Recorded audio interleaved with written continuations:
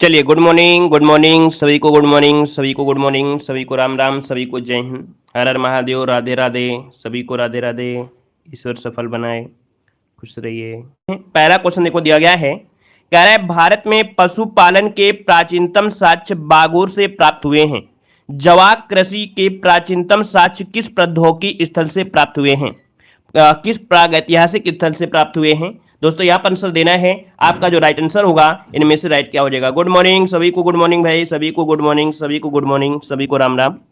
तो दोस्तों यहाँ पर जवाब देना है, आपका जो आंसर बनेगा इनमें से क्या हो जाएगा। तो दोस्तों आपका जवाब हो जाएगा यहाँ पर बी नंबर। याद रखिएगा कि जो आपके जवाक कृषि के प्राचीनतम साक्ष्य मिले हैं वो आपके मेहरगढ़ से, कहां से मिले हैं? तो बी नंबर इसका राइट हो जाएगा, मेहरगढ़ से मिले हैं दोस्तों, याद रखिएगा, ठीक है ना। और कपास उगाने का जो पहला साक्ष्य मिला है वो भी यहीं से मिला है। याद रखिएगा कि कपास उगाने का जो पहला साक्ष्य मिला है वो भी यहीं से मिला है, याद रखिएगा, ठीक है। आगे बढ़िए, क्वेश्चन आपसे अगला पूछा गया है कि मोहम्मद बिन तुगलक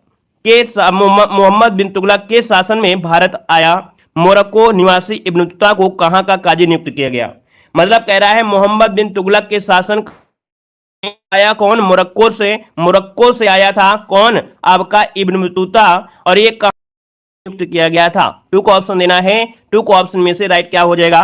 तो दोस्तों याद रखिए, आपके इब्न बतूता को दिल्ली का काजी नियुक्त किया गया था। कहां का? दिल्ली का काजी नियुक्त किया गया था। और ये कहां से आया था? मोरक्को से आया था। कब आया था? तो आप याद रखिए 1333 में आया था दोस्तों। ये आपके 14 वर्षों तक आपके भारत में रहा था। और 1342 में, कब? 1342 में बनकर चीन भी भेजा गया था, ठीक है, लेकिन रास्ते से ही लौट आया था। आगे बढ़िए, क्वेश्चन आपसे अगला पूछा गया है कि 1793 ईस्वी में भू राजस्व का स्तंभधारी अथवा स्थायी बंदोबस्त किसने लागू किया?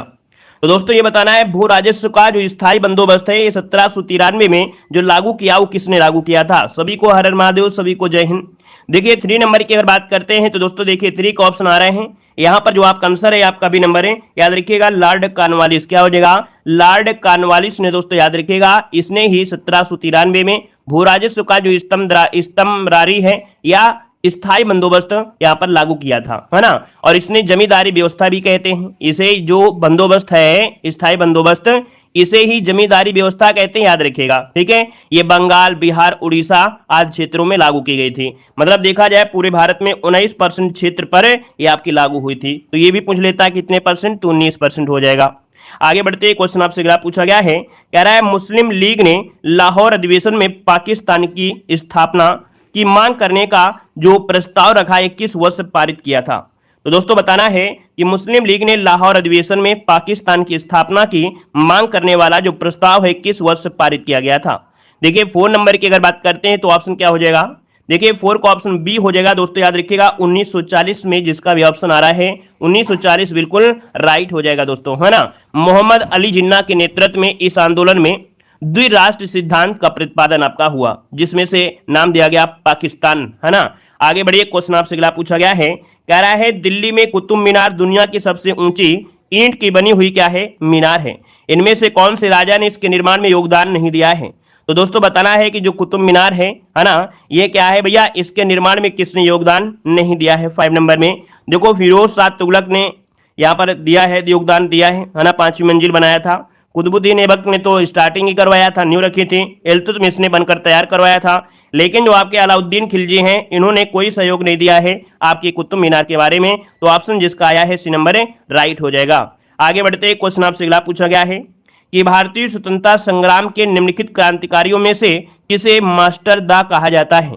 तो दोस्तों बताना है कि यहां पर जो आपका भारतीय स्वतंत्रता संग्राम में क्रांतिकारियों में से किसे मास्टर दा कहा जाता है? 6 को ऑप्शन देना है। और 6 को ऑप्शन क्या हो जाएगा? तो दोस्तों यहां पर ऑप्शन जो आपका है बी नंबर, सूर्यसेन। याद रखिएगा सूर्यसेन को मास्टर दा कहा जाता है। इन्होंने क्या किया था? इंडियन रिपब्लिक आर्मी की स्थापना किया था। और दोस्तों याद रखिएगा इन्होंने क्या किया था कि 1930 में चटगांव शस्त्रागार को लूटा भी था दोस्तों, है ना। तो इसका जो ऑप्शन है यहां पर आपका बी नंबर हो जाएगा। कब लूटा था? तो याद रखिएगा 1930 में चटगांव शस्त्रागार को लूटे थे कौन? सूर्यसेन लूटा था, ठीक है। ये क्वेश्चन आपका कई बार पूछा गया है। नेक्स्ट क्वेश्चन दिया गया है कि गांधी जी का जो चंपारण सत्याग्रह है किससे जुड़ा हुआ था? गांधी जी का चंपारण सत्याग्रह किससे जुड़ा था? 7 नंबर में। 7 को ऑप्शन देना है। और देखिए 7 के भी ऑप्शन आपका जवाब क्या हो जाएगा? चलिए सभी को जय हिंद, सभी को गुड मॉर्निंग, सभी को राम राम भाई, सभी को जय हिंद।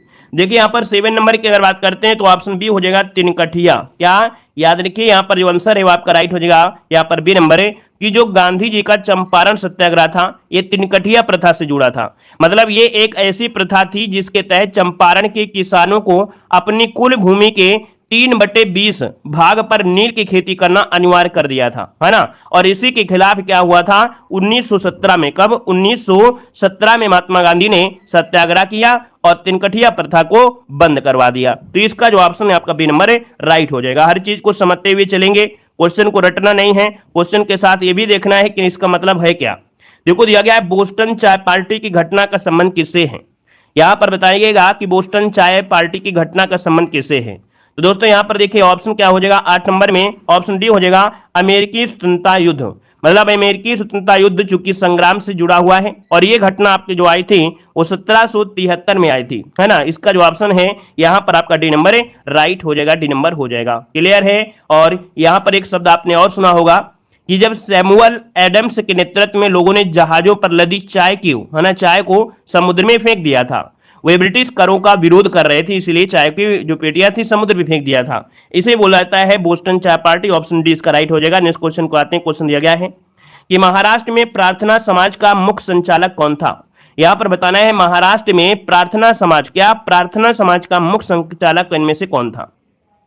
तो दोस्तों यहां पर महा गोविंद रनाडे या एमजी रनाडे आप कह सकते हैं। यहां पर जो आपका आंसर है आपका बी नंबर इसका राइट हो जाएगा, एमजी रनाडे इसका आंसर आपका राइट हो जाएगा। दोस्तों प्रार्थना समाज की जो स्थापना यहां पर याद रखिएगा 1867 में। कब?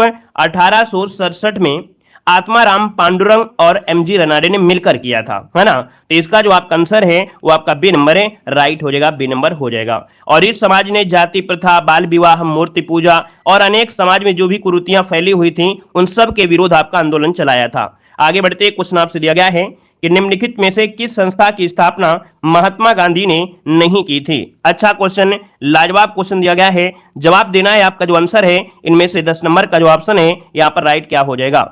राइट आंसर यहाँ पर लॉक करना है भाई। जितने लोग यहाँ पर जुड़ गए हैं एक बार सभी लोग वीडियो को लाइक भी कर दीजिएगा, है ना। भाई आप लोगों में जितने लोग जुड़े हैं लाइक की संख्या बहुत कम है ना, इसलिए थोड़ा सा ऐसा लगता है कि नहीं आप लोगों के लिए इतना मेहनत कर रहे हैं लेकिन आपके अंदर एक भी सपोर्ट वाला एक जो होता है भावनाएं वो आपके अंदर दिखती नहीं है। भैया आप लोग जितने लोग जुड़ते हैं आप ये तो समझिए कि हम आपको डेली क्लास दे रहे हैं, बेहतर क्लास दे रहे हैं। मार्केट में कोई भी मॉडल पेपर आपको नया नहीं मिलेगा, सब वही पुराना आपका झोंके हैं, लेकिन हम आपको अपडेट करा के करंट अफेयर अपडेट करा के पढ़ाते हैं बेहतर तरीके से कि आपको एक भी पैसा ना लगाना पड़े और फ्री में आप लोग हमारे चैनल से तैयारी कर सकते हैं। भाई लाइक शेयर आप लोग कर दिया करिए, ये तो आपका फर्ज भी बनता है ना। और यहाँ पर मोटिवेशन भी आपको बनाना है भाई, हम आपको मोटिवेट करते हैं, आप भी हमें मोटिवेट करिए, ठीक है। चलिए वेरी गुड। यहां पर देखिए, यहां पर जो आप देना है निम्नलिखित में से किस संस्था की स्थापना महात्मा गांधी ने नहीं की थी। दोस्तों यहां पर देखिए 10 नंबर का जवाब कुछ लोगों ने दिया भी है और अच्छा प्रयास है। यहां पर 10 नंबर का जो ऑप्शन आ गया है देखिए कौन सा, साबरमती आश्रम। तो भाई आप लोग जानते हैं, कह रहा है नहीं किया था। भाई इसमें बोला है कि साबरमती आश्रम, ये नहीं कह रहा, ये कह रहा है कि किसने इसमें किसको नहीं किया था। तो देखो इन्होंने साबरमती आश्रम को भी किया था, यहां पर सेवाग्राम किया था, लेकिन विश्व भारती की स्थापना इन्होंने नहीं किया है। दोस्तों 10 नंबर का जो ऑप्शन है यहाँ पर सी नंबर इसका राइट हो जाएगा। अच्छा किया किसने था यहाँ पर बताइएगा, कोई ऐसा स्टूडेंट है जो बता सकता है कि विश्व भारती की स्थापना जो किया वो किसने किया था। दोस्तों विश्व भारती की स्थापना जो हुई थी वो 1921 में हुई थी और किया किसने था, तो आपके रविन्द्रनाथ टैगोर ने किया था। क्या? रविन्द्रनाथ टैगोर ने किया था। दोस्तों याद रखिएगा 1901 में पहले इसे क्या बोलते थे, शांति निकेतन के नाम से जानते थे, शांति निकेतन के नाम से, लेकिन बाद में दोस्तों यहाँ पर ये इसमें क्या हो गया, इसे विश्व भारती का नाम दिया गया था। क्लियर हो गया। आगे बढ़िए, क्वेश्चन आपसे अगला पूछा गया है कि किसी तारे का जो रंग है वो निर्भर करता है, किसी तारे का जो रंग है वो निर्भर करता है, बताइएगा किस पर निर्भर करता है। यहाँ पर 11 नंबर का ऑप्शन लॉक करना है। तो दोस्तों याद रखिएगा किसी तारे का जो रंग होता है उसके ताप पर निर्भर करता है, जो कि ऑप्शन है यहाँ पर आपका ए नंबर इसका राइट हो जाएगा। ठीक है, तारे के नियमित स्पेक्ट्रम द्वारा मतलब तरंग दैर्घ्य के अनुसरण से ही तीव्रता आंकी जा सकती है। यहाँ पर आगे बढ़िए, क्वेश्चन आपसे अगला पूछा गया है, कह रहा है निम्नलिखित में से कौन शीतोष्ण घास के मैदान है। तो दोस्तों बताना है शीतोष्ण, शीत धन उष्ण, क्या शीत धन उष्ण, ऐसा एरिया कौन सा है जहां पर शीत भी हो और उष्ण भी कंबाइंड। दोस्तों यहाँ पर देखिए 12 नंबर का जो ऑप्शन है यहाँ पर डी नंबर, इनमें से सभी, ये सभी क्या है, शीतोष्ण है। तो अब देखिए यहाँ पर दिया है वेल्ड घास के मैदान कहाँ मिलेंगे। वेल्ड घास के मैदान दक्षिण अफ्रीका में, कहां पर है, साउथ अफ्रीका में मिलते हैं। डाउन्स घास के मैदान कहां पर हैं, आपके ऑस्ट्रेलिया में आपके हैं, ठीक है। वहीं पर पंपास कहां पर है, तो आपके अर्जेंटीना में है। ये क्या है, आपके शीतोष्ण घास के मैदान हैं। तो ये भी आप लोगों को पढ़ लेना है कि कौन सा घास का मैदान कहां से है, ठीक है। पंपास अर्जेंटीना से है, डाउन्स ऑस्ट्रेलिया से है, वेल्ड आपका दक्षिण अफ्रीका से है। क्लियर हुआ। आगे बढ़िए, क्वेश्चन आपसे अगला पूछा गया है कि उत्तरी अमेरिका के शीतोष्ण घास के स्थल को क्या कहते हैं। आइए यहां पर अगले पॉइंट में कह रहा है उत्तरी अमेरिका की शीतोष्ण घास के स्थल को क्या कहते हैं। तो दोस्तों यहां पर जो आपका आंसर है क्या हो जाएगा, प्रेरी बोला जाता है। क्या बोलते हैं, प्रेरी घास के मैदान कहा जाता है। दोस्तों याद रखिएगा, ठीक है ना। यह भी देखो बताया था, पंपास अभी कहां पर, अर्जेंटीना में थे। दोस्तों यहां पर जो प्रेरी तो आप देख लिए अमेरिका में हो गए, है ना। यहां पर दोस्तों और भी आपके होते हैं, जैसे आपका सवाना पूछा जाता है। सवाना घास का मैदान कहां मिलता है, कई बार पूछा भी गया है। तो सवाना घास का मैदान अफ्रीका में, कहां पर है, अफ्रीका में आपके मिलते हैं, ठीक है। और आगे बढ़िए, क्वेश्चन आपसे अगला पूछा गया है, यहां पर दिया है अंडमान और निकोबार द्वीप समूह भारत का एक संशासित प्रदेश है। निकोबार में द्वीपों की संख्या बताइएगा। यहां पर 14 नंबर में आपको बताना है निकोबार में द्वीपों की संख्या कितनी है। तो दोस्तों याद रखिएगा, निकोबार में है कितनी है, 19 है। यहां पर जो आपका आंसर बनेगा, याद रखिएगा, निकोबार में जो है वो आपकी कितनी है, 19 है। दोस्तों याद रखिएगा 19 है। और इस द्वीप मतलब इस द्वीप समूह के उत्तरी भाग को कार निकोबार और दक्षिण वाले भाग को महान निकोबार कहा जाता है। आगे बढ़िए, क्वेश्चन आपसे अगला पूछा गया है, कह रहा है भारत में कौन सा राज्य नारियल का सबसे बड़ा उत्पादक राज्य है। बताना है भारत में नारियल का सबसे ज्यादा उत्पादन होता है कहां पर होता है, इसका जवाब देना है। ये परिवर्तन होते रहते हैं, है ना। यहाँ पर जो आपका आंसर इनमें से राइट क्या हो जाएगा। तो दोस्तों यहाँ पर देखिए जो आपका दिया गया है कर्नाटक, ठीक है ना। परिवर्तन होते रहते हैं, देखो कभी कभी केरल में आपको मिलेगा, लेकिन यहाँ पर कर्नाटक आपका हो जाएगा, ठीक है ना। तो आपका जो आंसर है यहाँ पर आपका हो जाएगा सी नंबर। अगर आपसे पूछे विश्व में मतलब वैश्विक स्तर पर देखा जाए तो सबसे ज्यादा कहाँ होते हैं, तो आपके इंडोनेशिया में। कहां पर है, इंडोनेशिया नंबर 1 में रहता है नारियल के स्तर पर। आगे बढ़िए, क्वेश्चन आपसे अगला पूछा गया है, कह रहा है मुद्रास्फीति के समय कौन सा वर्ग लाभ में रहता है। देखिए क्वेश्चन नंबर आपका 16 है और हमने बड़े प्यार से आपको बताया था कि मुद्रास्फीति से जो लाभ होता है ना। यहां पर दोस्तों आपका जो आंसर होगा क्या होगा, चलिए 16 नंबर का ऑप्शन देना है। 16 का जो ऑप्शन आ रहा है यहाँ पर देखिए, याद रखिएगा आपका जो है आपका व्यापारी वर्ग, क्या हो जाएगा, व्यापारी वर्ग यहाँ पर हो जाएगा। इसके साथ ही साथ जो रेडी होते हैं, कृषक होते हैं, उत्पादक होते हैं, विनियोजक होते हैं, परिवर्तनशील आय वाले समूह होते हैं, इन सब को लाभ पहुंचता है। लेकिन दिक्कत किसे होती है, दिक्कत होती है उपभोक्ता को, है ना। जो भोक्ता होता है उसे दिक्कत होती है, उसको महंगाई झेलना पड़ता है। ऋणदाता हो गया, पेंशन भोगी हो गए, इनको हानियां होती हैं। अब ये कैसे आपको समझ में आया, देखो हमने बताया कि भाई आप देखिए जब मुद्रास्फीति होती है तो कोई भी वस्तु, पेन जो आपको मिल रहा था पहले 5 रुपए का पेन मिल रहा था, लेकिन यही पेन क्या है, अब आपको पेन जो मिल रहा है वर्तमान में वो जो मिलेगा मुद्रास्फीति के समय 10 रुपए में। तो भाई बेचने वाले को फायदा हो गया कि नहीं फायदा हो गया, लेकिन आपने लिया तो आपको घाटा हो गया, क्योंकि यही पेन पहले 5 में मिल रहा था, अब ये पेन कितने मिल रहा है, 10 मिल रहा है। तो जो बेच रहा है उसको फायदा हुआ, लेकिन जो यहां पर आप ले रहे हैं तो आपको घाटा हुआ। तो ये आपका आंसर हो जाए आपका सी नंबर। आगे बढ़िए, क्वेश्चन आपसे अगला पूछा गया है कि अर्थव्यवस्था में असली मुद्रा मूलधन किसके कारण बढ़ जाता है। कह रहा अर्थव्यवस्था में असली मुद्रा मूलधन किसके कारण बढ़ जाता है, 17 नंबर में। तो दोस्तों यहाँ पर 17 का ऑप्शन जो आपका ए है, याद रखिए कीमतों में कमी। क्या होता है, कीमतों में कमी के कारण बढ़ जाता है।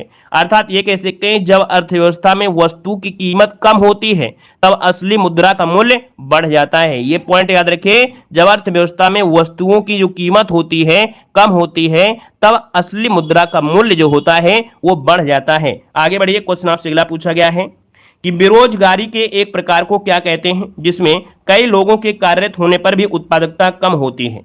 देखिए 18 नंबर आपसे कह रहा है। तो दोस्तों 18 नंबर का जो ऑप्शन बनेगा इनमें से क्या हो जाएगा। क्वेश्चन को हमने कई बार आपको समझाया भी है। यहां पर देखो दिया है कि बेरोजगारी के एक प्रकार को क्या कहते हैं जिसमें कई लोगों के कार्यरत होने पर भी उत्पादकता कम होती है। तो दोस्तों यहां पर आंसर आपका राइट क्या हो जाएगा 18 में, तो ऑप्शन बी हो जाएगा प्रच्छन्न बेरोजगारी। क्या हो जाएगा, प्रच्छन्न बेरोजगारी। मतलब क्या होता है, जैसे कृषि है, ये चीज आपको कृषि क्षेत्र में देखने को मिलती है। हमने बताया है कि कोई कार्य है, अगर यहाँ पर कोई कार्य 5 लोगों से आपका हो सकता है तो 5 लोगों को ले जाया जाए, लेकिन उसमें कह रहा है भैया हमको भी लिवा लो, तो चलिए हमने आपको भी लिवा लिया, एक और पड़ोसी को लिवा लिया। काम तो इतना ही था कि नहीं, 5 लोग कर सकते थे, लेकिन यहाँ पर 7 लोग गए तो 2 लोग क्या हो गए, अदृश्य हो गए। 2 लोगों का काम यहाँ पर उसी में आपका हो गया। तो और इसका मतलब ये हो गया कि इसे प्रच्छन्न कहते हैं या तो इसे छिपी हुई बेरोजगारी कहते हैं। ये आपका हो जाएगा बी नंबर राइट हो जाएगा। ठीक है, आगे बढ़िए, क्वेश्चन आपसे अगला पूछा गया है, कह रहा है वस्तुओं और सेवाओं पर लगने वाले कर को किसके रूप में जाना जाता है। तो दोस्तों वस्तुओं और सेवाओं पर लगने वाले कर को किसके रूप में जाना जाता है। इकोनॉमिक्स अगर आपको नहीं आती है तो डेली क्लास लीजिए, क्वेश्चन आपको बार बार घूम के मिलेंगे, रट जाएंगे। नहीं आता है स्क्रीनशॉट लीजिए, कॉपी में नोट्स बनाइए, ठीक है ना। जब आपको 50-60 क्वेश्चन पढ़ लेंगे ना तो क्वेश्चन वही घूम फिर के मिलेंगे और कोई नया नहीं मिलेगा, ठीक है ना। यही एक तरीका होता है, नहीं तो फिर और कोई तरीका नहीं है। 5 नंबर आपके हाथ से चले जाएंगे, फिर बाद में आप मेरिट से बाहर हो जाएंगे। इसलिए क्लास पूरी देखिए, कठिन हो चाहे सरल हो। देखो ऑप्शन सी हो जाएगा अप्रत्यक्ष कर। याद रखिए वस्तुओं और सेवाओं पर लगने वाले कर को क्या बोलते हैं, अप्रत्यक्ष कर तो होता है ना, ये जो आपका जीएसटी है ना, पहले वैट था फिर जीएसटी आया 2017 में, है ना, संशोधन करके। तो ये कैसा है, ये अप्रत्यक्ष कर ही है। तो ऑप्शन क्या हो जाएगा, यहाँ पर आपका सी नंबर है राइट हो जाएगा, ठीक है ना। यहाँ पर आगे बढ़िए, क्वेश्चन आपसे अगला पूछा गया है कि एक अर्थव्यवस्था दिया है कि एक अर्थव्यवस्था यदि उत्पादन संसाधनों की कमी से जूझ रही है तो कुल खर्च में वृद्धि का कारण क्या हो सकता है। यहां पर देखिए 20 नंबर का जो ऑप्शन है वो सी हो जाएगा सांकेतिक आय और कीमतों में वृद्धि। क्या, जब अर्थव्यवस्था उत्पादन संसाधनों की कमी से जूझ रही है तो कुल खर्च में वृद्धि होती है और इसके कारण सांकेतिक आय और कीमतों में क्या होती, वृद्धि होती है, जबकि वास्तविक आय क्या होती, कम ही रहती है। आगे बढ़िए, क्वेश्चन आपसे अगला पूछा गया है जो कि कठिन क्वेश्चन आपके यहाँ पर निकल चुके हैं। अब आइए क्वेश्चन नंबर आपका 21 दिया गया है, कह रहे संसद की प्राक्कलन समिति के संदर्भ में कौन सा कथन सत्य दिया गया है। दोस्तों प्राक्कलन समिति आपको पढ़ाया गया है, प्राक्कलन समिति क्या होता है। तो दोस्तों ये सबसे बड़ी संसदीय समिति है। याद रखिएगा जो प्राक्कलन समिति होती है ये संसद की सबसे बड़ी क्या होती है, समिति होती है, या लोकसभा के सदस्यों से गठित होती है। याद रखिएगा इसमें सभी लोकसभा के सदस्य होते हैं और इस समिति में 30 सदस्य होते हैं। कितने होते हैं, 30 सदस्य होते हैं। और अगला है इसका अध्यक्ष लोकसभा अध्यक्ष, और मतलब इसका जो अध्यक्ष होता है वो लोकसभा अध्यक्ष द्वारा नियुक्त किया जाता है, ठीक है। इसका जो पीडीएफ मिलेगा भाई टेलीग्राम पे मिलेगा, ठीक है। टेलीग्राम है आपका देव जीके ट्रिक टेलीग्राम है, वहां पर आपको पीडीएफ मिलेगी, वहां से आप लोग जुड़ जाइए, लिंक दी गई है तो जुड़ सकते हैं, ठीक है। तो दोस्तों यहाँ पर जो आपका आंसर है सभी हो जाएंगे। याद रखिए इसका ऑप्शन डी हो जाएगा। एक क्वेश्चन जरूर याद रखिए कि जो प्राक्कलन समिति होती है उसमें 30 सदस्य होते हैं और ये सबसे बड़ी आपकी समिति है, ये चीज को जरूर याद रखिएगा। आगे बढ़िए, क्वेश्चन आपसे अगला पूछा गया है, कह रहा है यह निर्णय कौन लेता है कि कोई विधेयक धन विधेयक है या नहीं। कोई निर्णय धन विधेयक है या नहीं, ऐसा निर्णय जो लेता है वो कौन लेता है। चलिए यहां पर जवाब देना है, आपका आंसर क्या हो जाएगा। वीडियो को भी लाइक शेयर करिएगा भाई, जितने लोग बाद में जुड़े हैं, है ना। हमें भी लगे कि नहीं हम आपको सब कुछ देखो दे रहे हैं, पीडीएफ भी देते हैं और आपको फ्री यहाँ पर दे सकते हैं, पूरी क्लासें दे रहे हैं, पूरी मेहनत करते हैं तो हमको भी उसका फल मिलना चाहिए, ठीक है। यहाँ पर देखिए 22 नंबर की अगर बात करते हैं तो दोस्तों ऑप्शन क्या बनेगा, यहाँ पर देखते हो ये लोकसभा का जो अध्यक्ष होता है। याद रखिए कि यह निर्णय कौन लेता है कि कोई विधेयक धन विधेयक है या नहीं। तो दोस्तों ये निर्णय लेते हैं कौन, लोकसभा का अध्यक्ष, जिसको ऑप्शन ए डी नंबर है राइट हो जाएगा। और आगे बढ़िए, क्वेश्चन आपसे अगला पूछा गया है, यहाँ पर दिया है संघ एवं राज्यों के मध्य वित्तीय संसाधनों का विभाजन किस सिफारिश के आधार पर होता है। दोस्तों संघ और राज्यों के मध्य जो वित्तीय संसाधन होता है इसका जो विभाजन होता है वो किसके सिफारिश के आधार पर। दोस्तों 23 नंबर का ऑप्शन बी हो जाएगा। दोस्तों याद रखिएगा वित्त आयोग के आधार पर, किसके, वित्त आयोग। यहाँ पर जो आंसर होगा वो राइट हो जाएगा, आपका यहाँ पर बी नंबर है राइट हो जाएगा दोस्तों, ठीक है। और इसके बाद देखिए आप लोग को मालूम होगा कि आर्टिकल नंबर जो आपका 280 है, आर्टिकल नंबर 280 है, इसके तहत क्या होता है कि राष्ट्रपति प्रत्येक 5 वर्षों के लिए वित्त आयोग का क्या करता है, गठन करता है। आगे बढ़िए, क्वेश्चन आपसे अगला पूछा गया है, यहाँ दिया गया है कि राजघाट बांध परियोजना किन राज्यों की संयुक्त परियोजना है। तो दोस्तों बताना है कि जो राजघाट परियोजना है ये किन राज्यों की संयुक्त परियोजना है। 24 नंबर लॉक किया जाए। देखिए 24 नंबर की अगर बात करते हैं तो दोस्तों ये उत्तर प्रदेश और मध्य प्रदेश की संयुक्त परियोजना है। ऑप्शन यहाँ पर आपका बी नंबर है राइट हो जाएगा, बी नंबर बन जाएगा। और आगे बढ़िए, क्वेश्चन आपसे अगला पूछा गया है कि भारतीय संविधान के किस भाग में मौलिक कर्तव्यों का उल्लेख किया गया है। दोस्तों मौलिक कर्तव्य, क्या, मौलिक कर्तव्य, जो कि भाग 4 के मतलब यहाँ पर जो आपका आंसर है वो कौन सा हो जाएगा, ये वाला ऑप्शन आपका हो जाएगा, ये वाला 4 का ए, है ना, इसमें उल्लेख किया गया है। और अनुच्छेद 51 के का में, किसमें, अनुच्छेद 51 के का में आपको वर्णन मिलेगा। याद रखिएगा प्रारंभ में 10 ही मूल कर्तव्य थे, लेकिन अब कितने हो गए हैं, 11 मूल कर्तव्य हो गए हैं दोस्तों। याद रखिएगा शिक्षा के अधिकार को भी इसमें ऐड किया गया है। यहां पर आगे बढ़िए, क्वेश्चन आपसे अगला पूछा गया है, कह रहा है कौन सा रक्त समूह सार्वभौमिक स्वीकार करता है। क्या कह रहा है, सार्वभौमिक स्वीकार करता मतलब एक्सेप्ट, और एक्सेप्ट कौन करता है। यहां पर देखिए तो आप कहेंगे यहां पर जो आपका ए और बी है, और ए और बी की अगर बात करते हैं तो 2 ऑप्शन में है ना। यहां पर कौन सा ऑप्शन सही करेंगे, तो ऑप्शन डी वाला सही करेंगे, ए बी प्लस। क्या, ए बी प्लस आपको क्या करना है, इस वाले समूह को जो होता है व्यक्तियों की लाल रक्त कोशिकाओं की सतह दोनों ए और बी प्रतिजन पाए जाने के कारण ये इनको क्या कर देते हैं, रक्त को प्राप्त कर लेते हैं। तो ऑप्शन जिसका हो जाएगा डी नंबर ए राइट हो जाएगा। आगे बढ़िए, क्वेश्चन आपसे अगला पूछा गया है, कह रहा है साबुन का बुलबुला, जो साबुन का बुलबुला होता है के कारण गोलाकार प्राप्त कर लेता है। चलिए 27 नंबर है, यहां पर आंसर क्या हो जाएगा दोस्तों। 27 नंबर की अगर बात करते हैं तो दोस्तों यहां पर आंसर क्या हो जाएगा, साबुन का बुलबुला के कारण गोलाकार प्राप्त कर लेता है। यहां पर देखिए 27 नंबर का जो ऑप्शन है राइट हो जाएगा, पृष्ठ तनाव के कारण। क्या, याद रखिएगा पृष्ठ तनाव के कारण यहां पर ऑप्शन आपको करना है क्या, सी नंबर। अब देखो यहां पर क्या है, ए बी सी नहीं है आपका, देखिए जो आपका ऑप्शन है वो उल्टा सीधा हो गए हैं। याद रखिएगा ए दिया है, फिर बी ए दिया है, फिर डी दिया है, यहां पर सी दिया है, तो सी ही मतलब आपका पृष्ठ तनाव ही लगाइएगा, ठीक है ना। तो इसका जो आंसर है आपका पृष्ठ तनाव हो जाएगा। आगे बढ़िए, क्वेश्चन आपसे अगला पूछा गया है, कह रहा है विज्ञापन, नामपत्र और सजावटी रोशनी में आमतौर पर इस गैस का उपयोग किया जाता है। जब विज्ञापन होते हैं या सजावटी रोशनी होती है, इसमें कौन सी गैस का उपयोग किया जाता है।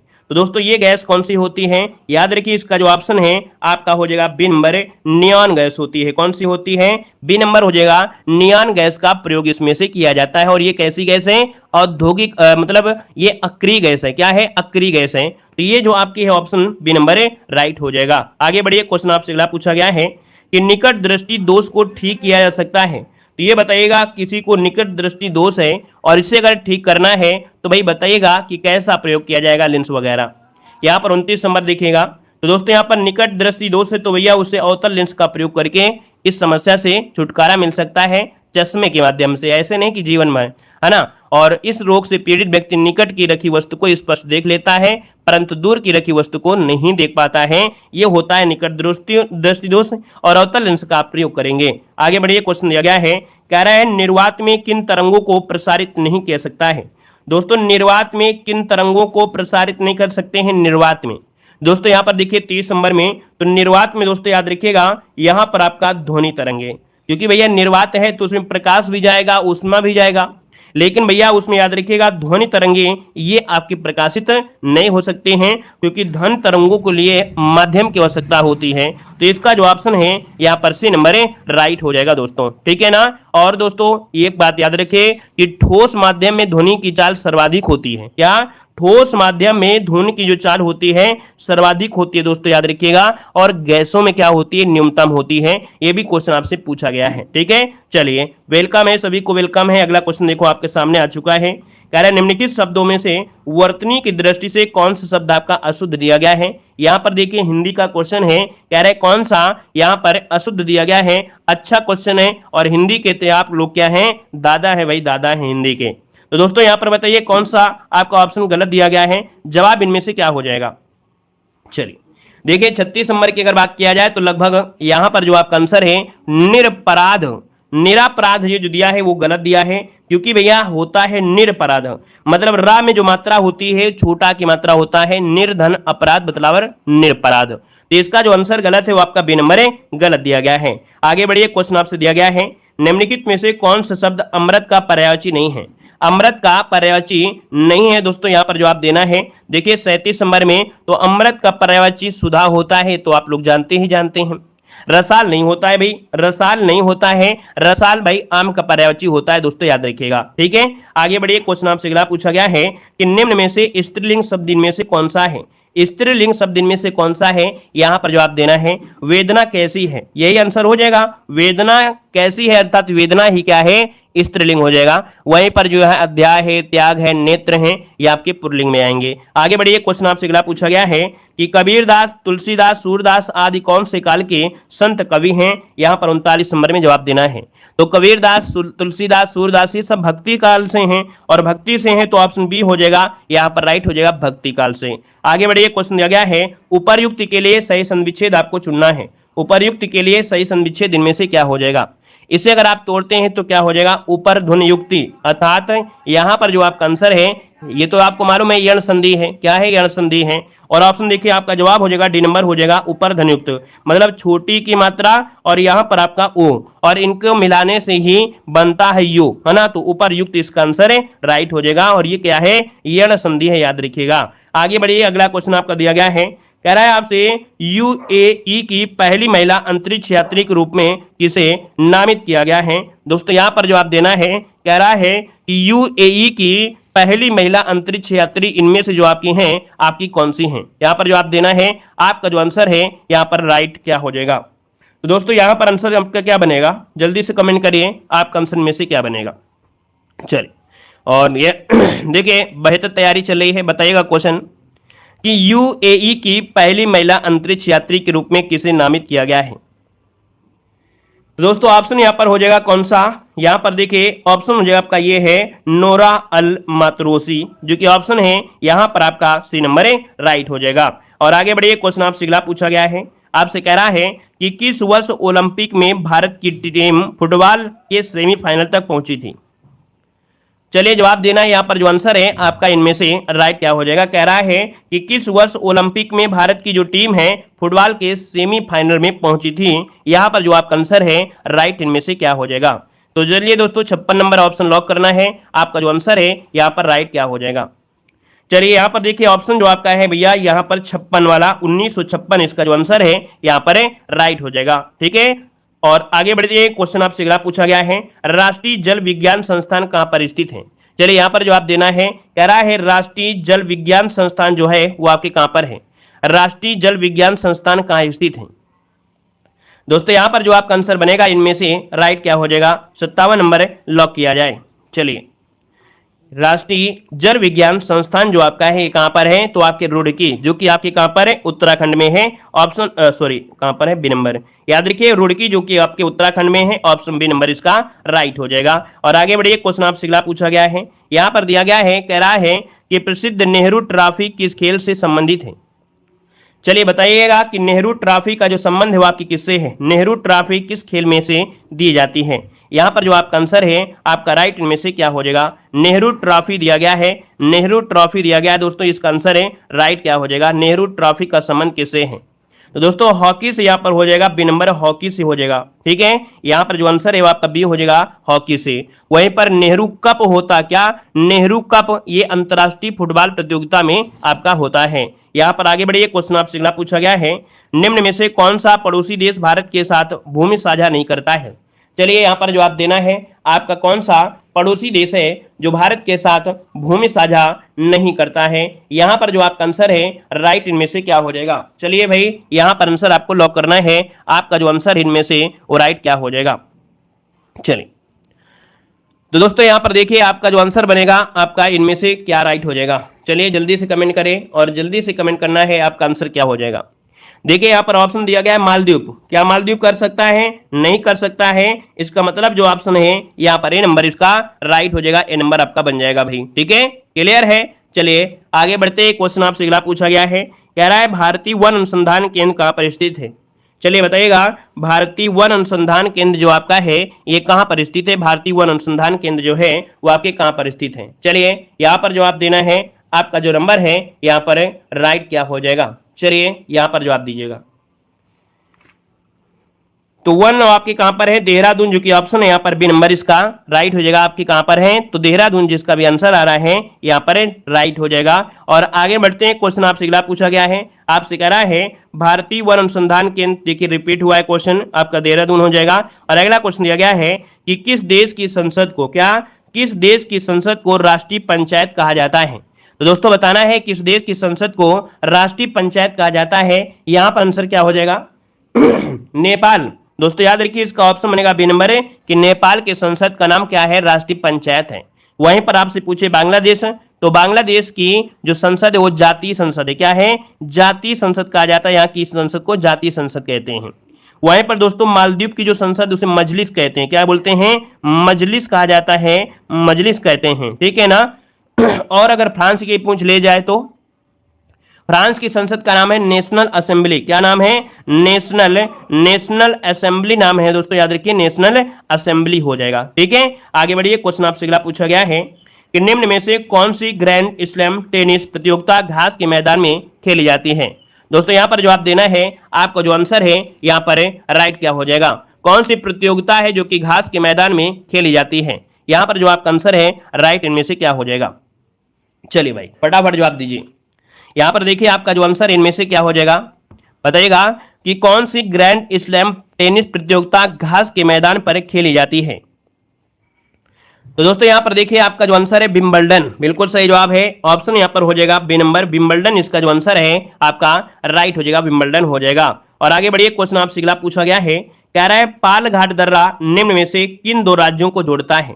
तो चलिए यहां पर बताना है पाल घाट जो दर्रा है ये किसको जोड़ता है, पाल घाट दर्रा किसे जोड़ता है। चलिए यहां पर जवाब देना है। तो दोस्तों पाल घाट दर्रा ये केरल और तमिलनाडु, क्या केरल और तमिलनाडु को, जो कि ऑप्शन बनेगा यहां पर नंबर जिसका आ रहा है बिल्कुल राइट बनेगा। और आगे बढ़ते क्वेश्चन दिया गया है लोसांग उत्सव किस राज्य से संबंधित है। चलिए बताना है लोसांग उत्सव पूछा गया है, जवाब दीजिएगा लोसांग उत्सव किस राज्य से संबंधित है। तो दोस्तों ऑप्शन यहां पर हो जाएगा सिक्किम से है। कहां पर है, सिक्किम से है, जो कि वहां की एक जनजाति है भूटिया जनजाति, उनके द्वारा ये सिक्किमी नव वर्ष में आपका मनाया जाता है ना। तो इसका जो ऑप्शन है आपका ये नंबर है राइट हो जाएगा। नेक्स्ट क्वेश्चन को आते हैं। क्वेश्चन दिया गया है कि एशियाई विकास बैंक का मुख्यालय कहां पर स्थित है। एशियाई विकास बैंक का जो मुख्यालय है वो आपके कहां पर स्थित है। तो दोस्तों यहां पर क्या हो जाएगा आपका सी नंबर मनीला में है। कहां पर है, आपके मनीला में है। अगर मैं आपसे पूछे भैया कि इसकी स्थापना कब की गई थी, क्योंकि बहुत बार पूछा गया है, इसकी स्थापना 1966 में की गई थी, है ना। मुख्यालय कहां पर है, फिलीपींस के राजधानी मनीला में है। और आगे बढ़ते क्वेश्चन आपसे अगला पूछा गया है, कह रहा है उत्तर प्रदेश सरकार ने किस जिले में 800 मेगावाट की 2 तापीय विद्युत परियोजना को मंजूरी दिया है। दोस्तों ये परियोजना को मंजूरी दी गई है, आपके ऑप्शन क्या हो गया है, यहाँ पर सी नंबर है आपके सोनभद्र हो जाएगा। क्या हो जाएगा भाई, यहाँ पर सोनभद्र आपका आंसर है, राइट हो जाएगा। और आगे बढ़े, क्वेश्चन आपसे अगला पूछा गया है कि उत्तर प्रदेश के किस जिले में पला अंतरराष्ट्रीय मंदिर परिषद का आयोजन किया गया है। तो यहाँ पर पहला आपका हो जाएगा, यहाँ पर देखिए आपका जो 12 नंबर है इनमें से क्या बनेगा। दोस्तों 12 नंबर की अगर बात करते हैं तो जो ऑप्शन बनेगा यहाँ पर डी नंबर है, राइट हो जाएगा आपका वाराणसी, राइट हो जाएगा। याद रखिए पहला अंतरराष्ट्रीय मंदिर सम्मेलन है, ऑप्शन डी नंबर है, राइट हो जाएगा। और आगे बढ़िए, क्वेश्चन आपसे अगला पूछा गया है कि उत्तर प्रदेश की प्रियंका गोस्वामी ने एशियन एथलेटिक्स चैंपियंस 2023 में कौन सा पदक जीता है। यहाँ पर जवाब देना है, आपका जो आंसर है इनमें से राइट क्या हो जाएगा।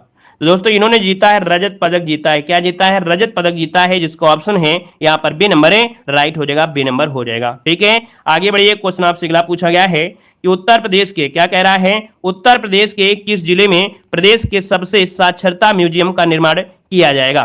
यहाँ पर जवाब देना है कि उत्तर प्रदेश के किस जिले में प्रदेश के पहले साक्षरता म्यूजियम का निर्माण किया जाएगा। यहाँ पर जो आपका आंसर है यहाँ पर राइट क्या हो जाएगा। चलिए यहां पर ऑप्शन आपका बी हो जाएगा, याद रखिए लखनऊ में। कहां पर किया जाएगा, ये प्रदेश का पहला साक्षरता म्यूजियम है, ऑप्शन बी नंबर है, राइट हो जाएगा। नेक्स्ट क्वेश्चन को आते हैं। क्वेश्चन दिया गया है कि उत्तर प्रदेश का पहला driving and traffic research institute कहां बनाया जा रहा है। तो चलिए दोस्तों यहां पर जवाब देना है, उत्तर प्रदेश का पहला driving and traffic research institute कहां बनाया जा रहा है। दोस्तों यहाँ पर आंसर जो आपका है वो सी हो जाएगा। दोस्तों याद रखिए रायबरेली में। कहां पर है, रायबरेली इसका जो आंसर है यहाँ पर राइट हो जाएगा। और आगे बढ़िए, क्वेश्चन आपसे अगला पूछा गया है, कह रहा है उत्तर प्रदेश सरकार ने किसानों को फसल सुरक्षा के लिए कौन सी योजना शुरू करने का निर्णय लिया है। यहाँ पर बताइएगा कि उत्तर प्रदेश सरकार ने किसानों को फसल सुरक्षा के लिए कौन सी योजना शुरू करने का निर्णय लिया है। दोस्तों ये निर्णय लिया है मुख्यमंत्री खेत सुरक्षा योजना। कौन सी योजना है, इस योजना का नाम है मुख्यमंत्री खेत सुरक्षा योजना, ऑप्शन आपका ये नंबर है, राइट हो जाएगा। और आगे बढ़ते हैं, क्वेश्चन आपसे अगला पूछा गया है, कह रहा है उत्तर प्रदेश के किस जिले के अन्नपूर्णा मॉडल को देश भर में लागू करने को योजना प्रस्तावित की गई है। तो दोस्तों याद रखिएगा कि अन्नपूर्णा जो मॉडल है इसको देश भर में लागू किया जाएगा और ये योजना जो आपकी कहां हो जाएगा, तो ऑप्शन बनेगा आपका बी नंबर बरेली। क्या हो जाएगा, अन्नपूर्णा मॉडल को देश भर में लागू करने की योजना प्रस्तावित है। 21 जिले की है तो आपके बरेली जिले की है, ऑप्शन बनेगा बी नंबर बरेली। आगे बढ़िए, क्वेश्चन आपसे अगला पूछा गया है। यहां पर देखिए अगला क्वेश्चन आपके सामने आ गया है कि उत्तर प्रदेश के किस जिले में 91वें वायुसेना दिवस का आयोजन किया जाएगा। दोस्तों यहां पर जवाब देना है, 91 नंबर का वायुसेना दिवस का जो आयोजन किया जाएगा वो कहां पर किया जाएगा। दोस्तों ऑप्शन यहां पर सी हो जाएगा आपके प्रयागराज में। कहां पर, प्रयागराज, इसका आंसर सी हो जाएगा। और आगे बढ़ते हैं, क्वेश्चन आपसे अगला पूछा गया है, कह रहा है 22 जुलाई 2023 को उत्तर प्रदेश सरकार ने कितने करोड़ वृक्षारोपण किया है। दोस्तों यहां पर देखिए, याद रखिएगा उत्तर प्रदेश ने कितने करोड़, तो याद रखिएगा 30 करोड़, कितने, 30 करोड़ वृक्षारोपण किया है। यहां पर आंसर आपका ये बनेगा। अगला क्वेश्चन आया है, क्वेश्चन दिया गया है कि उत्तर प्रदेश का पहला स्लीपिंग पॉड किस रेलवे जंक्शन पर बनाया जाएगा। दोस्तों यहां पर देखिए आपका जो आंसर है आपका डी नंबर है, आपके प्रयागराज में होगा। मतलब यहां पर सोने के लिए सुविधाएं वगैरह मिलेंगी, थोड़ा चार्ज वगैरह लगेगा, एसी वगैरह सब कुछ रहेंगे। तो ये जो आपका है ऑप्शन डी आपका प्रयागराज जंक्शन आपका राइट हो जाएगा। अब आपको यहाँ पर क्या करना है, जैसे कि डेली क्लास में होते हैं, हमने कुछ ना कुछ आपको जरूर सिखाते हैं और यहाँ भी आपको सीखना है, आज भी सीखना है ना। और टेलीग्राम से जरूर जुड़ जाइएगा। टेलीग्राम है देवजी के ट्रिक, ताकि पीडीएफ वगैरह आपको मिलती रहे। देखो यहाँ पर दिया गया है महावीर से संबंधित, हमने इसके पहले लेक्चर में आपको बताया था महात्मा बुद्ध से रिलेटेड, आज के लेक्चर में आपको मिल रहा है महावीर से संबंधित। तो देखिए यहाँ पर क्या है, महावीर के पिता का नाम क्या था दोस्तों, याद रखिएगा यहाँ पर सिद्धार्थ, क्या हो जाएगा, सिद्धार्थ हो जाएगा।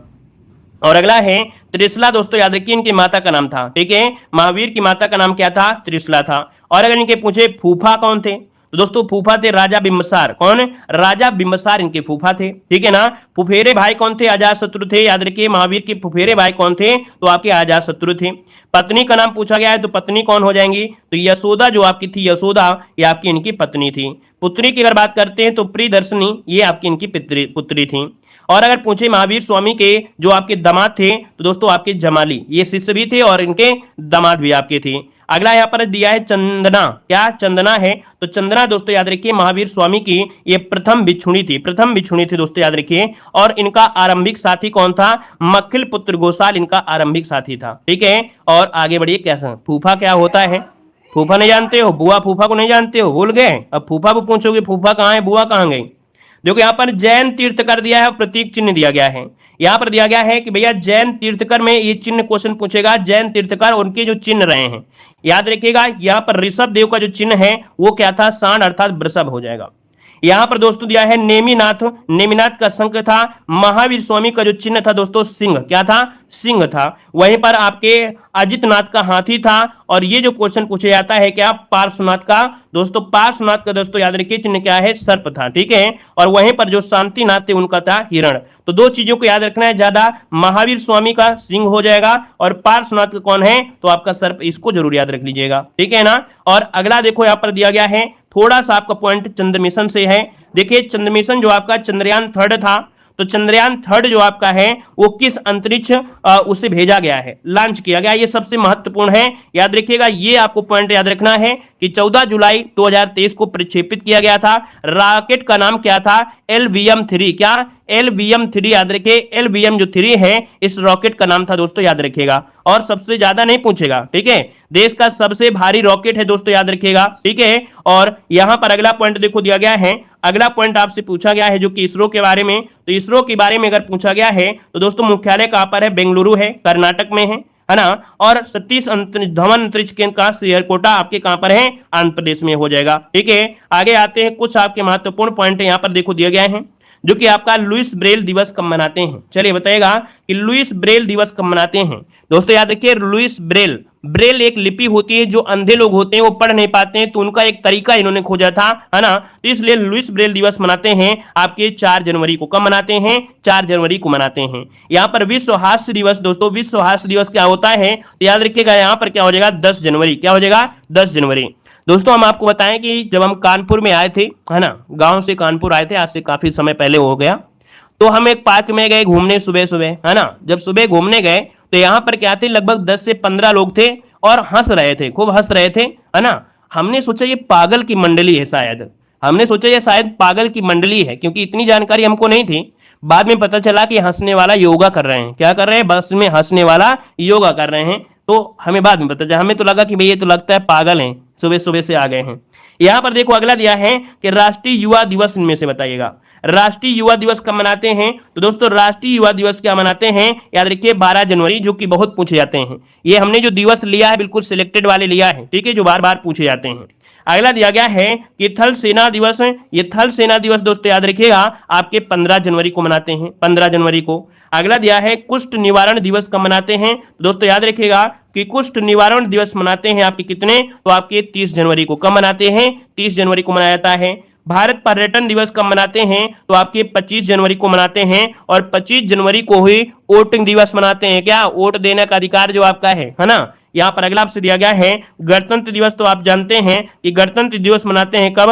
आपके 26 जनवरी को। कब मनाते हैं? 26 जनवरी को मनाया जाता है, गणतंत्र दिवस मनाते हैं। वहीं पर दोस्तों देखिए अंतर्राष्ट्रीय सीमा शुल्क एवं उत्पाद शुल्क जो आपका है ये मनाते हैं आपके 26 जनवरी को आपका होता है। अगला दिया गया है सर्वोदय दिवस। ये बताइएगा सर्वोदय दिवस। तो सर्वोदय दिवस दोस्तों याद रखिए 30 जनवरी को। सर्वोदय दिवस है 30 जनवरी को। और अगला आपसे दिया गया है क्या? शहीद दिवस। तो शहीद दिवस भी आपके 30 जनवरी को मनाया जाता है। अगला दिया गया है फरवरी महीने में। तो दोस्तों यहां पर देखिए फरवरी महीने में जो कि आपका कैंसर दिवस है, और कैंसर दिवस तो याद रखिएगा 4 फरवरी को मनाया जाता है, 4 फरवरी को। अगला आपका दिया गया है गुलाब दिवस। और गुलाब दिवस जो आपका है ये आपका 12 फरवरी को मनाया जाता है। और अगला है वैलेंटाइन डे दिवस मनाते हैं कब? तो यहां पर याद रखिएगा वैलेंटाइन डे दिवस मनाते हैं आपकी 14 फरवरी को। क्या?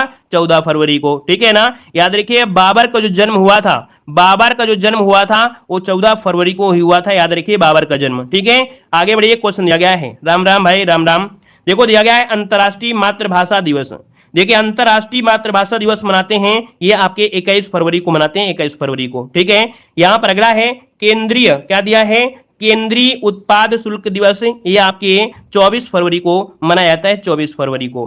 हाँ बिल्कुल सही है। पुलवामा दिवस भी आपके 14 फरवरी को था। अगला देखो दिया गया है राष्ट्रीय विज्ञान दिवस। और जो राष्ट्रीय विज्ञान दिवस है ये दोस्तों याद रखिए राष्ट्रीय विज्ञान दिवस 28 फरवरी को मनाया जाता है। एक क्वेश्चन तो आना ही आना है, और 4 शिफ्ट होंगी तो 4 क्वेश्चन हो जाएंगे। यहां पर राष्ट्रीय सुरक्षा दिवस कब मनाते हैं? तो राष्ट्रीय सुरक्षा दिवस 4 मार्च को मनाया जाता है ना। वहीं पर अंतर्राष्ट्रीय महिला दिवस कब मनाते हैं? तो आपके 8 मार्च को अंतर्राष्ट्रीय महिला दिवस मनाया जाता है। नेक्स्ट क्वेश्चन आपसे कह रहा है विश्व उपभोक्ता अधिकार दिवस कब मनाते हैं? विश्व उपभोक्ता अधिकार दिवस ये मनाते हैं 15 मार्च को। कब मनाते हैं? 15 मार्च को मनाया जाता है। और अगला आपसे यहां पर कह रहा है कि विश्व वानिकी दिवस कब मनाते हैं? दोस्तों याद रखिएगा कि विश्व वानिकी दिवस मनाते हैं आपके 21 मार्च को। कितना मनाते हैं? 21 मार्च को मनाता है विश्व वानिकी दिवस। देखो दिवस बहुत ज्यादा हैं, लेकिन हम आपको वही पढ़ा रहे हैं जो जरूरी है, ठीक है ना। यहाँ पर विश्व जल दिवस जो कि बहुत ही आईएमपी है, याद रखिएगा विश्व जल दिवस ये 22 मार्च को मनाया जाता है, 22 मार्च को। अगला आपसे कह रहा है कि भगत सिंह, सुखदेव और राजगुरु के जो शहीद दिवस है वो आपका यहां पर दिया गया है 23 मार्च यहां पर दिया गया है, दिवस नहीं होगा, मार्च होगा। और अगला दिया गया है कि विश्व मौसम विज्ञान दिवस ये आपके 23 मार्च को मनाया जाता है। और अगला पॉइंट दिया गया है विश्व टीवी दिवस कब मनाते हैं? तो दोस्तों आपके 24 मार्च को मनाया जाता है। और अगला पॉइंट आपसे दिया गया है कि बांग्लादेश का राष्ट्रीय दिवस कब मनाते हैं? दोस्तों बांग्लादेश का राष्ट्रीय दिवस मनाते हैं 26 मार्च को। कितना मनाते हैं? 26 मार्च को मनाया जाता है। और अगला है विश्व स्वास्थ्य दिवस। दोस्तों विश्व स्वास्थ्य दिवस कब मनाते हैं? तो आपके 7 अप्रैल को मनाते हैं। विश्व स्वास्थ्य दिवस 7 अप्रैल को मनाया जाता है। और अगला आपसे दिया गया है कि आपका अंबेडकर जयंती कब मनाते हैं? तो आपके 14 अप्रैल को मनाया जाता है। यहां पर दिया है विश्व हीमोफीलिया दिवस। विश्व हीमोफीलिया दिवस कब मनाते हैं? तो आपके 17 अप्रैल को मनाते हैं, 17 अप्रैल को। अगला है विश्व विरासत दिवस कब मनाते हैं? तो विश्व विरासत दिवस मनाते हैं 18 अप्रैल को। कब मनाते हैं? 18 अप्रैल को। अगला है पृथ्वी दिवस, बहुत आईएमपी है। पृथ्वी दिवस कब मनाते हैं? तो आपके 22 अप्रैल को मनाया जाता है, 22 अप्रैल को, ठीक है ना। और इसलिए हम लोग क्या करते हैं, आज जो रखेंगे अप्रैल तक रखेंगे, है ना, क्योंकि डेली कुछ ना कुछ हम आपको सिखाते हैं। तो इसका मतलब नहीं है कि आज हम दिवस दिवस ही पढ़ा देंगे, नहीं तो उड़ जाएंगे। तो क्या है कि 4 महीने का आज हमने पढ़ा दिया है, 4 करके ऐसे पढ़ा देंगे तो धीरे धीरे कवर हो जाएंगे। हमें मालूम है कि सबको दिक्कत होती है इस चीजों में, दिवस कितना रटें, लेकिन हमने उतना ही पढ़ाया जितना जरूरी था, है ना। इतना तो पढ़ना ही पढ़ना पड़ेगा भाई आपको 1 नंबर लेने के लिए, ठीक है ना। तो चलिए फिर आज की क्लास, धन्यवाद।